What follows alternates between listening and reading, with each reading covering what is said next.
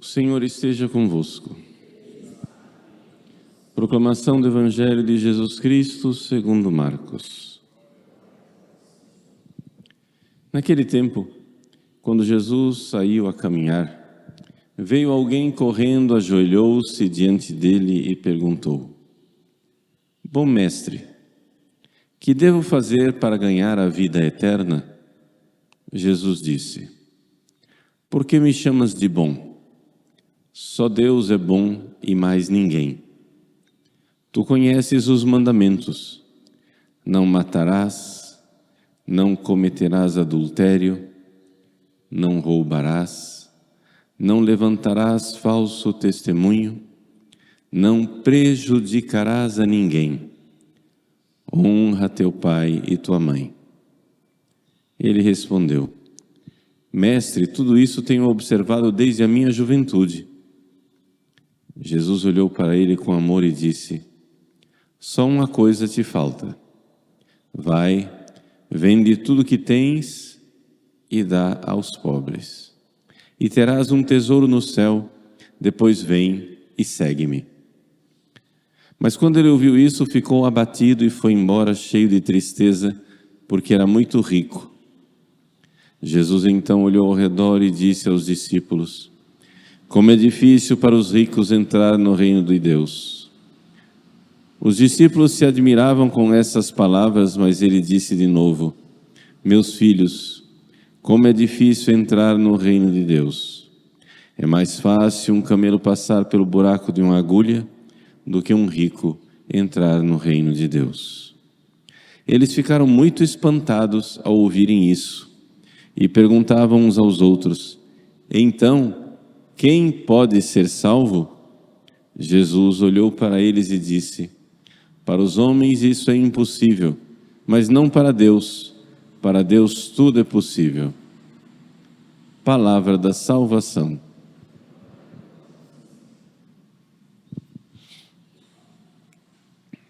Meus queridos irmãos e irmãs, é tradição na igreja celebrarmos na segunda-feira missas votivas pela alma dos fiéis defuntos. Segunda-feira, um dia que, sempre que é livre, nós devemos, com grande piedade, com grande amor, nos recordar das almas que padecem no purgatório. E o Evangelho de hoje nos ensina por que é que isto é necessário. Vejam, nós temos no Evangelho de hoje uma pessoa que se aproxima de Jesus e essa pessoa claramente está salva, ou seja, está em estado de graça. Se essa pessoa morresse naquele momento, ela certamente iria para o céu. E que garantia nós temos disso? Bom, a garantia número 1, que ele perguntou para Jesus o que é necessário para entrar no céu. Jesus respondeu. Ele disse que já está cumprindo tudo isso. E o resultado é essa frase impressionante, maravilhosa: Jesus olhou para ele com amor. Ora, se Jesus olhou para ele com amor, é porque Deus está olhando para ele com amor. É que de fato ele está em estado de graça, é que de fato ele está salvo. Embora uma pessoa já esteja em estado de graça e esteja tecnicamente, salva se morresse naquele momento, ao mesmo tempo nós católicos sabemos que essa pessoa, embora salva, não está pronta para entrar no reino dos céus. Como assim? Isso é contraditório. Se a pessoa está salva, então já está pronta para entrar no céu. Não. Por quê? Porque ela ainda está muito desordenada e os pecados cometidos na vida passada ainda não foram expiados plenamente. Então, essa pessoa precisa se purificar, se purgar, né? É aquilo que é a palavra purgatório, ou seja, a purificação.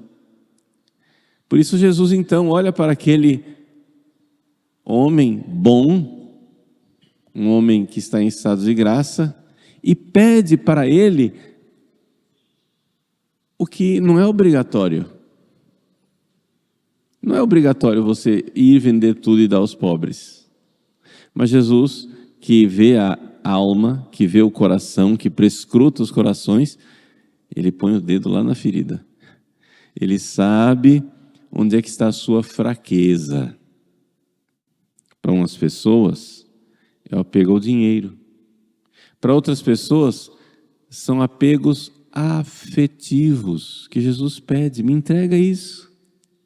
Para outras pessoas, é um apego à saúde. Para outras pessoas, é apego desordenado ao próprio nome, à própria fama. Para outras pessoas, outros apegos a pequenos prazeres, como comida, conforto. Para outras pessoas, são bobagens que vão impedindo a gente de ser livre e de voar. É aqui que está a coisa.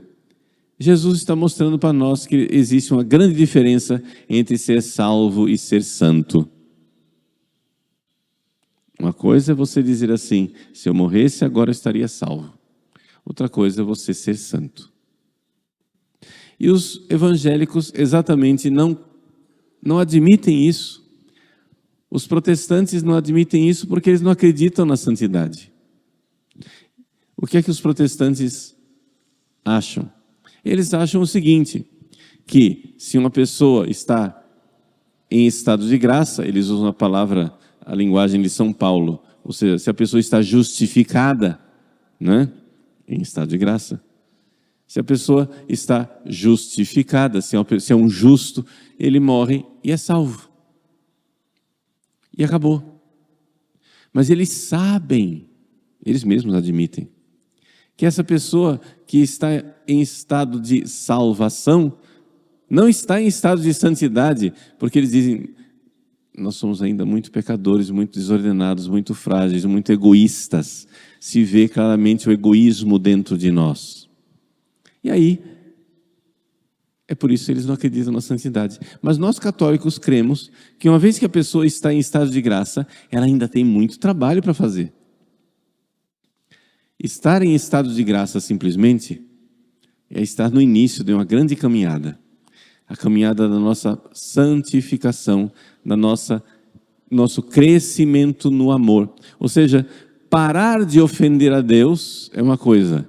Começar a amar Deus e crescer de amor em amor é outra coisa. São duas coisas bem diferentes. Quando a esposa para de ofender o marido e quando a esposa de fato ama o marido. Quando um filho para de ofender o pai e a mãe e quando um filho de fato ama o pai e a mãe. Então é crescimento no amor. Nós católicos cremos no crescimento do amor, cremos na santidade, cremos que com o derramamento do Espírito Santo que nós celebramos em Pentecostes, as pessoas começam a se unir à alma de Cristo e então com essa união com a alma de Cristo, nós podemos já aqui nesse mundo nos comportarmos de forma cada vez mais cristiforme, ou seja, como Cristo. A nossa alma unida a Cristo tende em vós os mesmos sentimentos de Cristo Jesus. Essa é a maravilha da santidade. Além disso, é necessário nós entendermos de que se nós não nos esforçarmos verdadeiramente para crescer no amor, nós iremos passar esta vida em grande perigo de perdição eterna. Vejam, existem estágios no crescimento espiritual. A pessoa recém-convertida, ela ainda luta contra os pecados mortais. Por isso, muita gente não sai desse estado. O estado de entra no castelo, sai do castelo, entra do castelo, sai do castelo. Ou seja, está em estado de graça, peca mortalmente, saiu, vai e confessa. Depois volta, peca outra vez, sai, confessa, volta. Peca outra vez, sai, confessa, volta. E fica nesse vucu-vucu a vida inteira. Peca gravemente, volta. Peca gravemente, volta. Ora, é evidente que essa pessoa corre um grave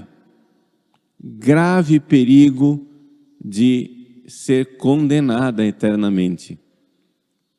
Porque ninguém está garantindo para você que a morte, que irá colher você de surpresa, irá colher você em estado de graça. Então, no crescimento espiritual, a pessoa que inicialmente lutava com os pecados mortais, ela se firma nessa luta e depois começa a lutar contra os pecados veniais. Depois que essa pessoa já, por muito tempo, luta com os pecados veniais e já não comete mais os pecados veniais, aqueles pecados assim, de olho aberto, que sabe, eu estou cometendo uma coisa errada, estou fazendo um negócio errado. A pessoa, então, começa cada vez mais a se purificar no seu modo de agir de forma cada vez mais perfeita, de cada vez mais amorosa, cada vez mais generosa, cada vez mais sublime. Então a pessoa começa realmente a progredir. Muita gente acha que isso não é possível, mas no confessionário a gente vê isso. Existem pessoas que no confessionário você vê claramente que ficam perturbadas procurando coisas para confessar. Porque, claro, ela passou a vida cometendo pecados graves. Largou isso. Daqui a pouco ela está cometendo pecados veniais. Aí ela começou a combater os pecados veniais. Daqui a pouco, minhas senhoras e meus senhores, isto é normal. A pessoa já não tem mais pecados veniais para confessar. Ou raramente tem. Ai, padre, e a pessoa que parou de cometer pecados veniais já é santa? Resposta: não. Não. A pessoa que parou de cometer pecados veniais está na estaca zero. Parou de ofender. Santidade é outra coisa, é começar a amar. É aquilo que Jesus está dizendo para a pessoa aqui do Evangelho. Jesus olha para esta pessoa que já não comete pecados, nem mortais, nem veniais. Olha para essa pessoa com amor e diz: cara, legal, vamos começar. Vamos começar a amar. Ou seja, a fazer aquilo que não é exigido. O amor é livre. Então o que é que Jesus pede de nós? Pede a liberdade da generosidade, a liberdade de fazermos aquilo que não somos obrigados a fazer. É obrigado ir vender tudo e dar aos pobres? Não. Mas era esse o ponto fraco dele. Era essa corda que impede o passarinho de voar livremente, de amar livremente. Ele está amarrado, ele está apegado. Então, cada um tem a sua debilidade. Cada um tem aquilo que precisa combater, lutar, para poder ser livre e voar como águias. Amar de verdade. A pessoa esperneia, claro que esperneia, porque é toda desordenada. Parou de cometer pecados veniais, mas ainda está muito desordenada. Os afetos, as emoções. Nessa fase, a pessoa vem para o confessionário e começa a confessar sentimentos. Mas você vê claramente que aqueles sentimentos, número 1, não são pecaminosos, e número 2, mesmo que fosse alguma coisa um pouco mais desordenada, a pessoa não consentiu. Mas os sentimentos dela ainda estão assim, agitados. Agitados, lutas. A pessoa primeiro começa a combater os pecados veniais, não tem mais. Começa então a ficar cada vez mais sensível na pureza. Depois que essa luta para a ordem da pureza foi superada, começa, coisa que já tinha antes, mas começa mais intensamente a luta pela paciência. De suportar as contrariedades. E então, de tanto trabalhar esta paciência, com uma vida de oração generosa, com uma vida de oração cada vez mais generosa, essa pessoa é aperfeiçoada por Deus, que lhe dá uma paciência milagrosa, que lhe dá uma ordenação maior dos seus sentimentos, que vão cada vez mais dóceis, sendo conduzidos por Deus. Isso não é uma coisa do outro mundo, isso é uma coisa que acontece. Enquanto os seus sentimentos ainda estão aí desordenados, enquanto você ainda está, nessa luta inglória, em que, no fundo, seu problema não é que você está cometendo pecados, seu problema é que você é desordenado mesmo, vamos usar uma palavra assim, o seu problema é que você é doido mesmo, entendeu? Ou seja, que os sentimentos não são ordenados plenamente, você está na luta bonita, coragem, vamos amar, Deus vai ordenando. Tenha paciência. E a primeira pessoa com a qual você tem que ter paciência é você mesmo. Tenha paciência com você. E as coisas então vão crescendo. Meus queridos, essa é a nossa vida católica. O que é que isso tem a ver com os mortos e com o purgatório? Nada e tudo. Ou seja, nada, porque pode ser que a pessoa já seja santa e ainda tenha que pagar coisas no purgatório. Mas tudo porque, se não fizermos esse caminho de ordenação interior, de santificação interior, de colocar as coisas no seu devido lugar, o nosso purgatório ainda vai ser muito intenso, muito longo, muito doído, muito sofrido. Não é? Ou seja, o purgatório é para quem não fez a tarefa de casa.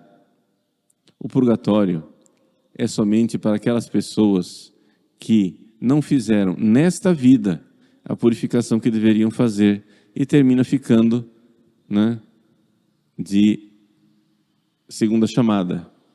Ou seja, não foi reprovado, mas tem que fazer a tarefa de casa atrasada. Ou seja, não deveria existir o purgatório.